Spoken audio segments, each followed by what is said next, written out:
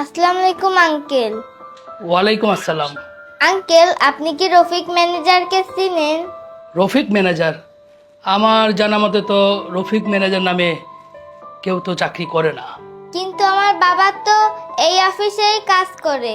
না, রফিক ম্যানেজার নামে তো এই অফিসে কেউ জব করে না। তুমি কি জন্য এসেছো? আসলে আঙ্কেল, আমার বাবা তো সকালে না খেয়ে আসছিল, এই জন্য এই খাবার নিয়ে আসছি।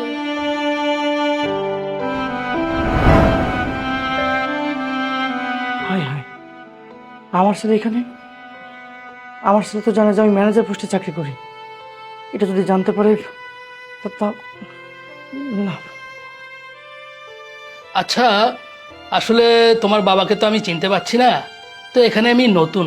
তো তুমি এক কাজ করো, পাশের রুমে একটু খোঁজ নিয়ে দেখো। ঠিক আছে আঙ্কেল, আমি দেখছি।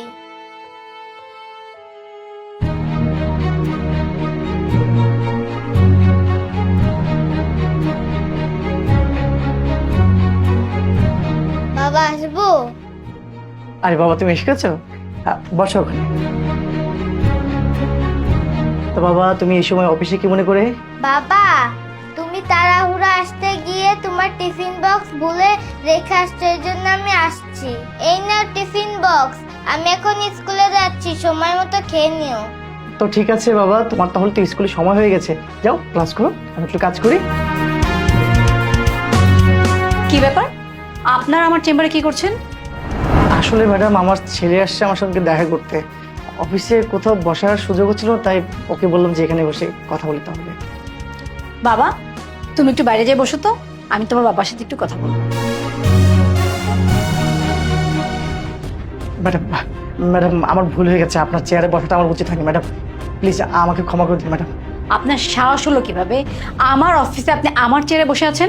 ম্যাডাম আমি যা করেছি আমার ছেলের মুখে হাসির জন্য করেছি। ম্যাডাম, ম্যাডাম প্লিজ এবারের মতো ক্ষমা করে দিন। ম্যাডাম, মানে? ম্যাডাম আমার ছেলেকে একটা ভালো স্কুলে ভর্তি করেছি। এখন ওর বন্ধু বান্ধব যদি জানে যে আমি একটা সামান্য পিয়ন, তাহলে ওরা হয়তো ওর সঙ্গে মিশবে না। এই জন্য যাতে জানতে পারে যে আমি একটা ভালো কোম্পানিতে চাকরি করি, তাহলে হয়তো ওর মিশবে।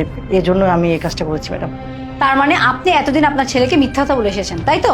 আচ্ছা, আপনি একটা কাজ করুন, আপনার ছেলেকে ডেকে নিয়ে আসুন। আজ আমি আপনার ছেলেকে সব সত্যি কথা বলে দিব।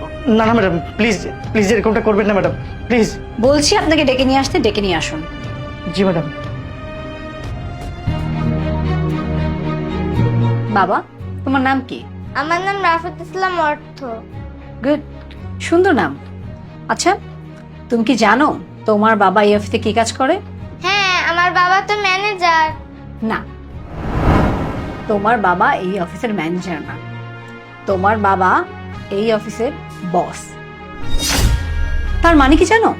এই যে ধরো, আমরা তো সবাই একটা করে কাজ করি। আমরা সকালবেলা অফিসে আসি, চেয়ার টেবিলে বসি, একটা দুইটা কাজ করি, একটা দায়িত্ব থাকে, সেটা পালন করে আমরা আবার অফিস শেষে বাসায় চলে যাই। কিন্তু এই যে তোমার বাবাকে দেখছো না, সে কিন্তু একটা কাজ করে না, সে অনেকগুলো কাজ একসাথে করে। ধরো আমরা কোনো একটা ফাইলে ভুল করলাম, সেটা কিন্তু তোমার বাবা ঠিক করে দেয়। ধরো আমার অফিসে কোনো প্রবলেম হয়েছে, সেটা কিন্তু তোমার বাবাই ঠিক করে দেয়। এমনকি দেখা গেলো আমার অফিসে বাইরে থেকে কোনো গেস্ট এসেছে, তাদের সাথে কিন্তু ফার্স্টে তোমার বাবাই ডিল করে। এই যে তোমার বাবা এত কষ্ট করছে, কার জন্য জানো? শুধুমাত্র তোমার জন্য, তোমাকে পড়াশোনা করার জন্য, তোমাকে মানুষের মতো মানুষ করার জন্য। তুমি বড় হয়ে তোমার বাবার মুখ উজ্জ্বল করবে, ঠিক আছে? ঠিক আছে। তাহলে তোমার স্কুলের দেরি হয়ে যাচ্ছে, তুমি এখন স্কুলে যাও। আচ্ছা শোনো, এই টাকাটা রাখো, তুমি স্কুলে গিয়ে টিফিনের সময় কিছু কিনে খেও।